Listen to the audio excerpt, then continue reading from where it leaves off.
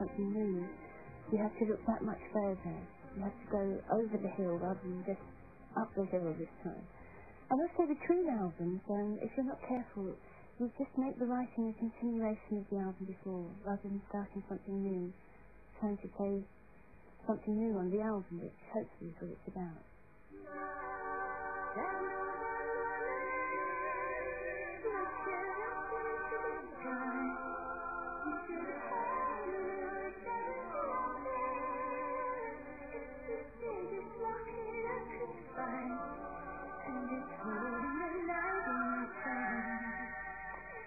Well, I first heard the Trio Golgata when I'd finished the last album, and I was devastated.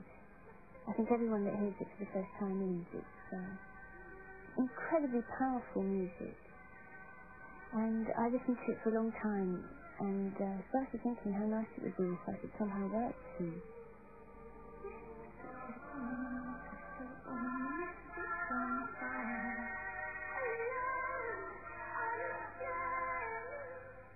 I've worked with Irish musicians before, and Irish music, I think, is in my blood, because my mother's Irish.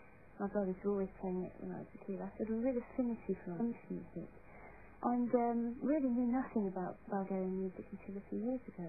But when you hear it, and you relate it to something like Irish music, there are a lot of similarities.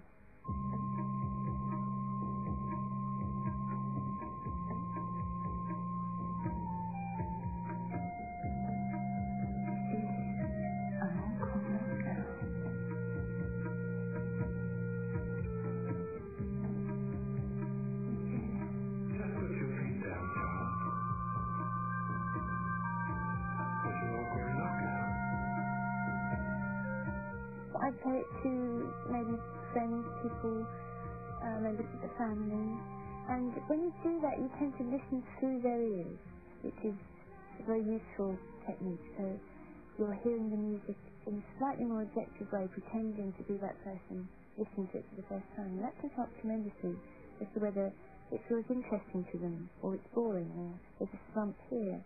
And quite often, having played something to people at an early-ish stage, I might well go away and edit it out, or change this, change that. It's important to get that outside input, even if it's just to gauge your own feelings about it.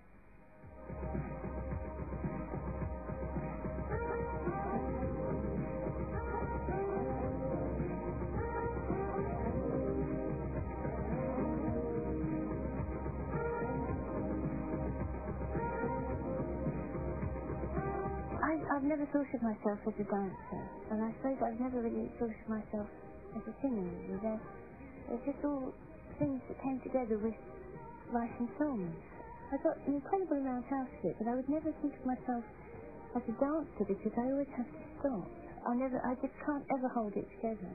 I suppose I'm too obsessive about making albums. I can hold it together once I'm out of the studio, but I just don't have the discipline, I guess.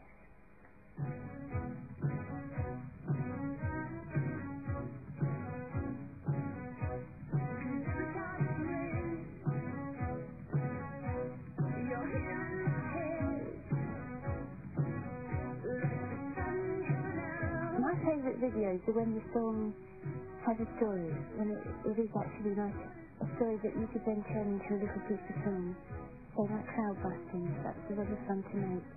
It was a story and a matter of telling the story visually. I love to make a film, even if it's just a short film. It's that, going back to that storytelling process again, where I'd be able to do it with pictures as well as sound, and putting the two together is such a powerful thing. I've often seen a great film with bad music, or vice versa, and you always feel this kind of...